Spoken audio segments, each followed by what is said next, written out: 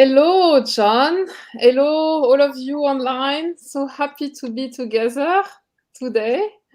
So this is the live from Billy Coaching. I'm Christine Billy for those who are joining today. This is a weekly live with great leaders to inspire us with moving forward. This live is really about transforming problems into solutions. And I have the pleasure to have today John Baldoni, globally, yes, wonderful, so excited about it. Globally recognized executive coach and author of 15 books. Yeah. And you are also hosting the live Grace Under Pressure. So you will tell us more also about this. So you are a world-class mentor and ranked top 20 global leadership expert. These are only few of, what I could say about, few things I could say about you. Top 100 speaker, member of the Association of Corporate Executive Coaches. I have the pleasure to belong to as well. And so, welcome, John. Welcome. Yeah. Well, thank you very much, Christine. It's a pleasure to be here. And we have to give a shout out to CB Bowman because she's the founder of ACEC, and neither of us would be talking today if it were not for CB. So let's give her a big shout out, okay? Yes, CB. Yes, thank you so much for this connection. And we'll have the opportunity to talk more about the association for those who are interested to know more, because I have the pleasure to be the new ambassador for Europe and Asia. So yes, you are, and that's wonderful.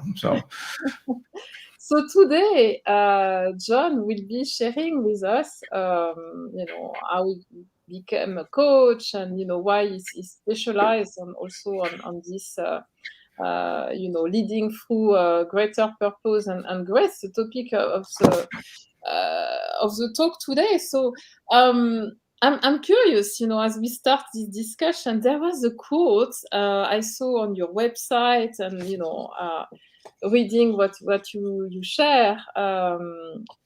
You like to refer to the fact that we cannot control events, but we can control how we react to them and how we move forward through them. So could you share with us as a start of the discussion what you mean by that and how you use this for yourself? Well, thank you. That's a statement I always use when I talk about patience.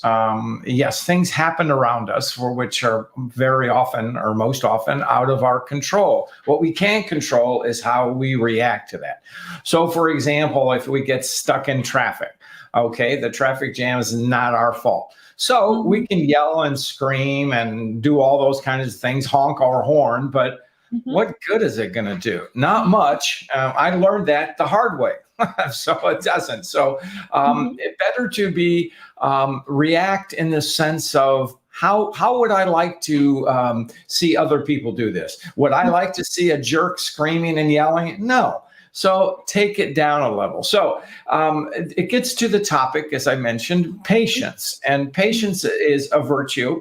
And I'll be honest with you, Christine, patience is not a virtue that I possess in great amounts of, but I'm working on it. So, and patience is one of those things, which, as you know, because you're an excellent coach, is very, very important for the coaching process. Why? Because we need to listen. If we don't listen to the person we're coaching, well, we're not doing them much service, okay? And also we're showing them a lack of respect. So patience is essential. And so cultivating patience is an active process. And it is our way of reacting to what's around us. So long explanation for what it means to me. So that's really great that you share that, because referring to my own experience, listening was, probably one of the most difficult skill develop, and also I continue for sure to work on this. And I see also with the people I coach and interacting with others that this is something that is, easy to say, yeah, I'm trying to listen, but so not so easy to to actually to achieve. Well, I can tell, Christine, I don't know you very well at all, but I can tell you why you have trouble with patience. Yes. One, because you're very smart. Two, because you have a lot to say. And three, you are an active person. So those are three things which can be considered positives. They are, but we need to learn to shut up. Yes, So exactly. and shutting up is a form of showing respect. So if we look at patience as a way of respecting another individual, it opens a window to them. And then we'll have plenty of time to speak our mind at the appropriate occasion. But patience is, again, it's a virtue, and I'm still working on it. Yeah. So I've also, looking at what you have done and what you publish, you have these nice acronyms that you use, huh? So for example, GRACE, and maybe can you share a little bit more with us what it means? Because I'm for whatever reason, I'm making a link in my mind between, this listening skills and also these acronyms, right? So, because probably you talk about respect, and without, saying more, it's probably part of this acronym. So, yeah. Well, yes, Mhm.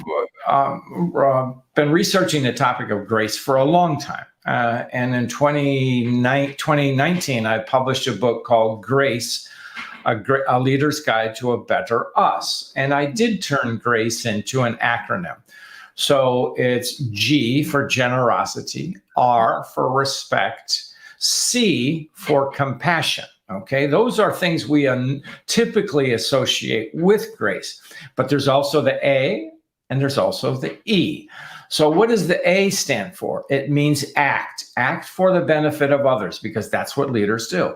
And E is energize the organization and bring them together for positive benefit. But grace is a topic now, I think, more in demand. I just gave a keynote the other day on the topic of grace to a sales organization, and they were talking about the need to connect more effectively with one another, with their teams, all of these things. And now in our second year of the pandemic, or closing our second year of the pandemic, we're coming to new understanding of where we are. And there's a greater need for grace. And I think right now something that we talk a great deal about is empathy. And empathy is that ability to feel another one's discomfort, another person's pain. But when you're in a leadership position, as you well know, Christine, you have to do it, you have to act on that empathy. And I think the active process of empathy is what we call compassion.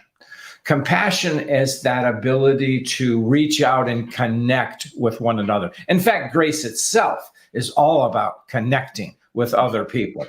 And from a leadership, I define grace overall as the catalyst for the greater good. And how we define that is creating conditions where good things can occur. And from a leadership standpoint, it begins with connection. And organizationally, it continues with engagement. So the concept of grace is very much in tune with our simple desire to be part of community. And I'm exploring now the idea of how organizations become communities, because when they're communities, they live in a spirit of grace. People cooperate, they collaborate, they share, they're generous to one another. And it's a more holistic, more comfortable environment. And when you have an environment that treats its employees, its managers, its stakeholders as members of the community, it's a different dynamic and creates a kind of oneness. Now, within any family, within any community, there are going to be disagreements, of course. But what holds us together are shared values, what we believe in. Okay. And in fact, if we always agreed with one another, we would live in a culture of groupthink. Mm-hmm. And nothing good comes from groupthink because that's how you end up going into a tunnel where the light you see is an oncoming train. So, but the sense of sharing and community, I think, is important. And I think now in our world of the either virtual or remote, or even back in the office, more and more we're looking for community. We're looking for belonging. That's really nice because, yeah, I mean, in my mind, listening to you when you share about this community, and I'm a passionate, community builder, and I feel that this acronym is really reflecting what's happening in the community, right? When there is a good connection between, professionals or people, is helping each other, respecting each other for the diversity, and acting, not only talking and acting, and being compassionate about who you are and how you perceive others helps a lot, right? So moving away from this judgment, we often say in coaching, and being in curiosity. And that's, maybe the link I made in my mind initially, with listening. So listening to yourself. And I think what's important about compassion, while we conventionally think of it as outward directed, and it certainly is, we need to show ourselves some compassion. Some grace. And Christine, from your coaching, that it takes a lot, and we don't talk about this enough, I think. It takes great courage to be coached, especially if you are a very, very successful person, maybe even in the C-suite or the CEO. It takes guts to go through the process of, hey, I want to get better, but what is it going to cost me in time? It's not so much time and money, but it's in time of ego. In other words, you're going to tell me that I'm not the best. And absolutely, we say, of course not. So this is where self-compassion shows in. Give yourself a break. Open yourself up to learning. Open yourself up to community, which is very important from a leadership standpoint, because as you well know, Christine, no leader accomplishes much by himself or herself. It's all about working through others to achieve great results.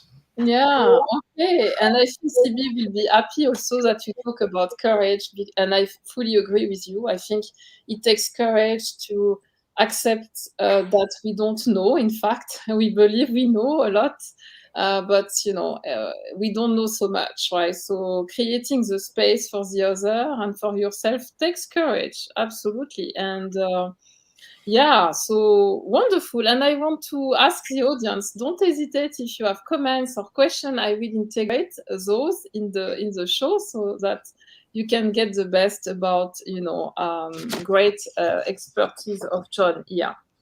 So I also took some notes about that you said that there are 3 things a leader should be thinking about, right? So what's happening? What's not happening, and what can I do to influence the outcome? So can you share more about what you mean by that? That actually comes a mantra, and I got it from a book many years ago called Hope is Not a Method, written by Gordon Sullivan, who's a retired U.S. Army general. And he got that mantra from a combat situation that happened in Vietnam in 1965.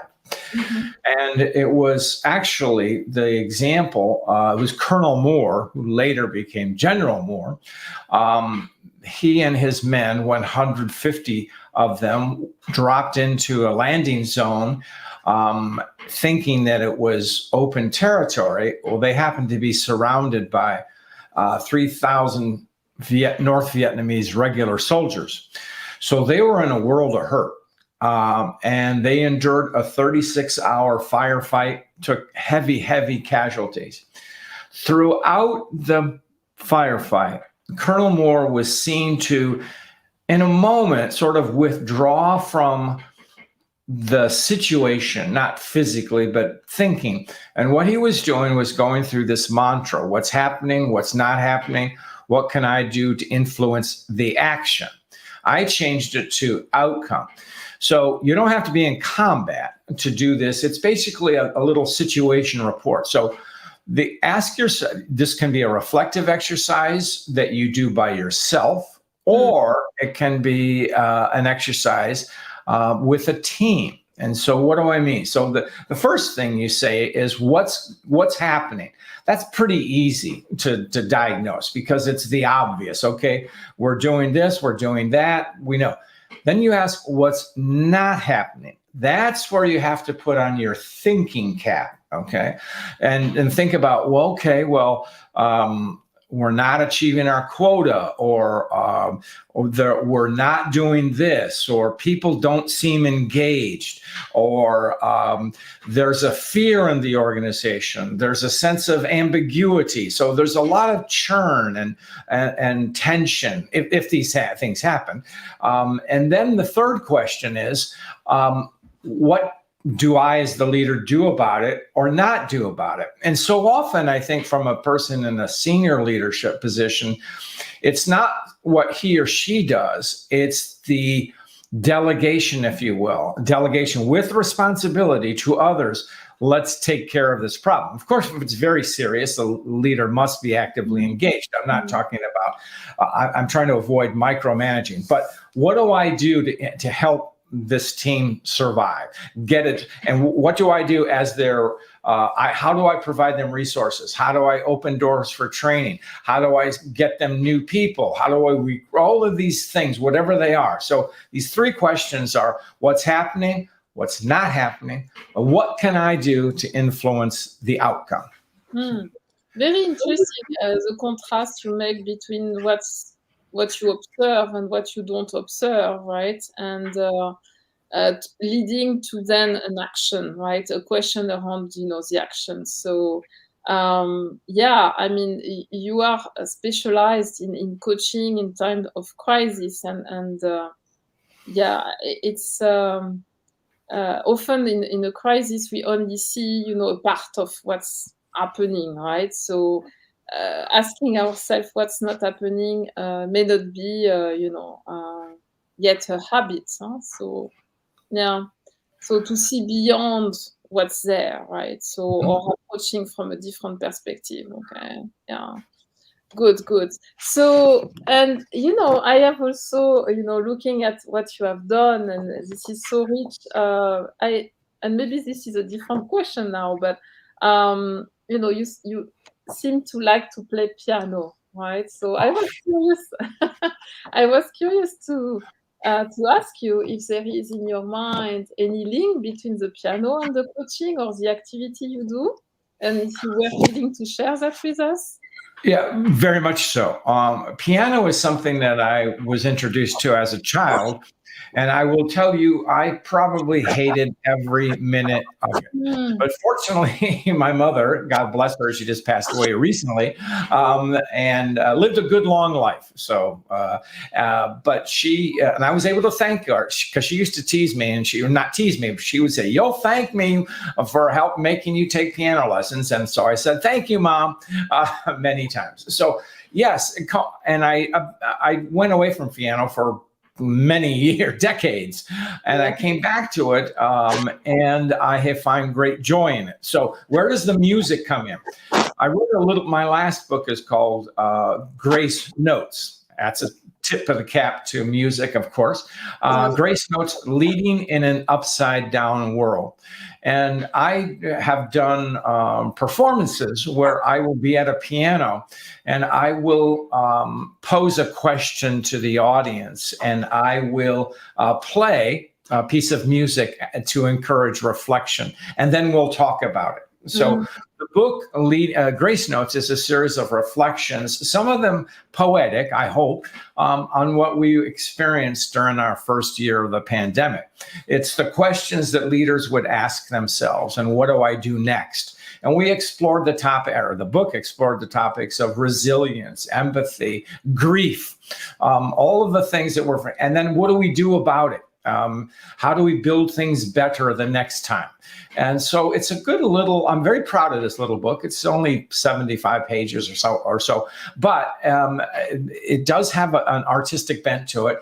In addition, it's illustrated with my photography. So I've gone something I did as a young person and actually enjoyed doing. But like many things in life, I put it aside for a long time, but have come back to it. So music and the arts are important to me.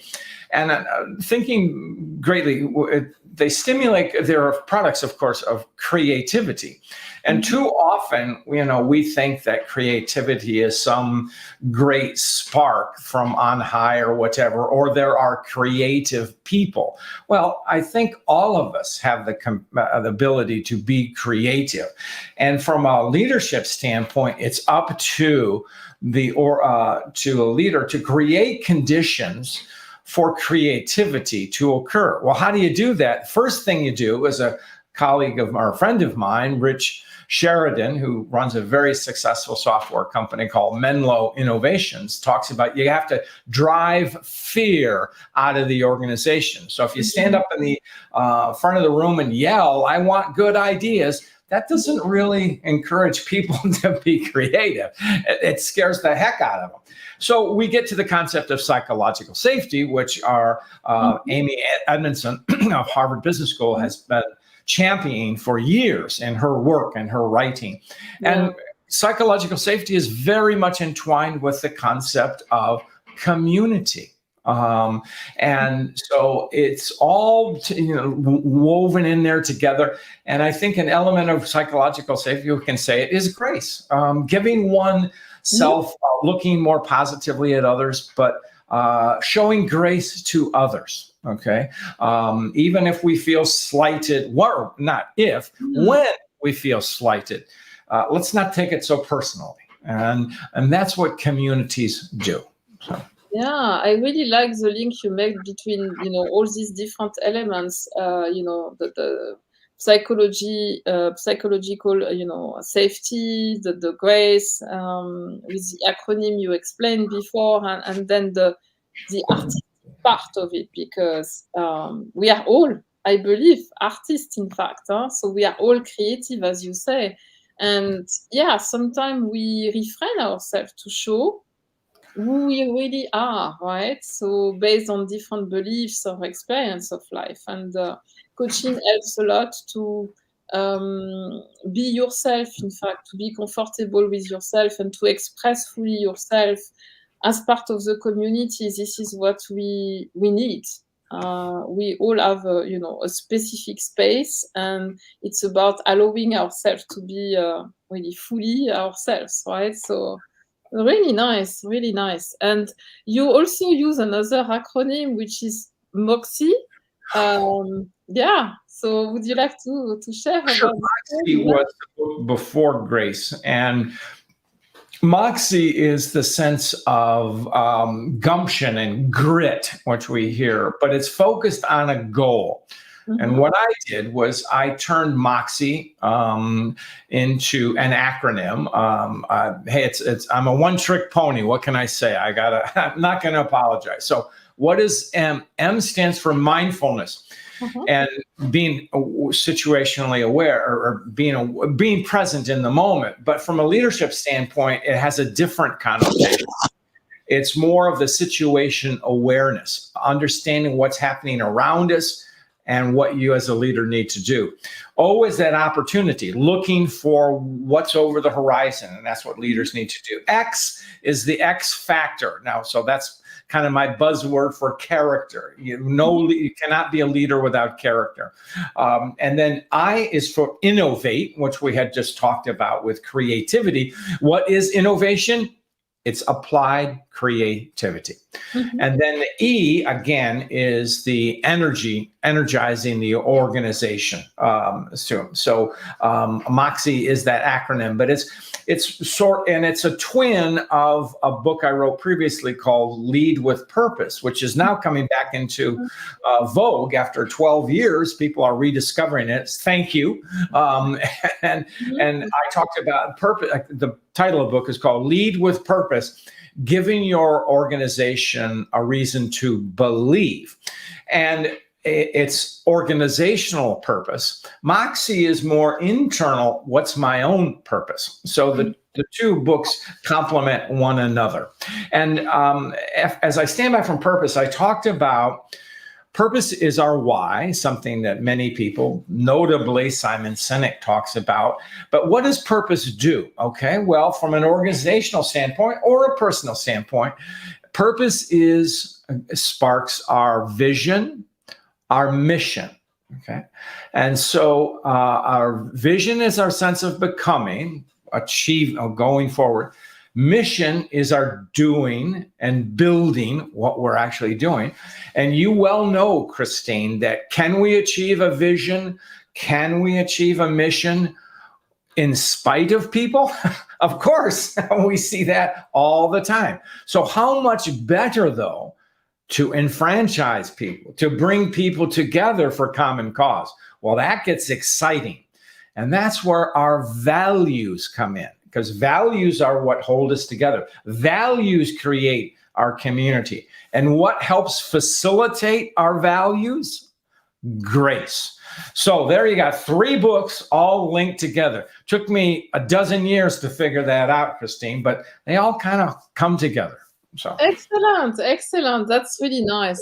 We can sense it's all about clarity, it's all about energy that you really nicely share with these acronyms and all these stories, and how you came through, making all the pieces of the puzzle together. So wonderful. Thank you so much for sharing that. So before we end for today, and maybe we will talk more about this topic later on, either in another interview or in a panel discussion.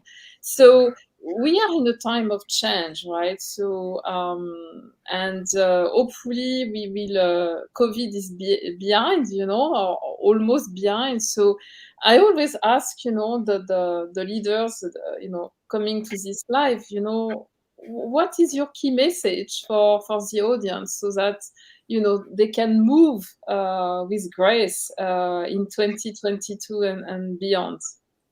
Well, it's a great question. And I will say lead with compassion. And I also turned compassion into an acronym. I told you I was a one-trick pony. So I don't remember what all the letters stand for, but the first one is communicate. C for communicate. And so we have to communicate. And part of that, as you well know, Christine, bringing it back to where we started, we have to listen to one another. Oh. And so compassion is showing ourselves to others, being kind, connecting to them, being there for other people. And and compassion is so often, it's free. It takes time, though. It does take time. And the other thing, I close out the study of compassion, which I turned into an infographic, is the compassion is N, which is if you need help, ask for it. There's lots of people around to ask. So if we think of compassion, it's both outward and inward, showing it and then asking for help when you need it. Because I think the whole world needs help right now, and we as individuals do too. Yeah, very nicely said. Yes, exactly. So it's really important to listen and to ask. We have these 2 skills, and we can use them. Yeah, and this will help us to move forward. Anything you would like to share about what you will be doing in 2022, your priorities? How can we stay connected? Yeah, thank you. I'm about to launch an online course called Leading Through Change and Crisis, grace under pressure. So it'll be my a theme on that. And that'll be out very shortly. And I'll publicize it at the appropriate time. And then I also, as you well know, I have a LinkedIn live show called Grace Under Pressure, which is on mostly twice weekly, Tuesdays and Thursdays. So, and if anyone's interested in knowing more about me and my coaching work, I invite them to go to my website, which is johnbaldoni.com. Thank you. Oh, thank you so much, John. It was really a pleasure to have you today and get to know about your work. For those who don't know yet, I will be surprised with, all the great work you have published and, all the activities you are doing still. Again, thank you very much. If you are interested to know more also about the Association of Corporate Executive Coaches, please feel free to reach to me at Christine at billycoaching.com or join, calling or writing to CB Bowman, the leader of the and the founder of the association.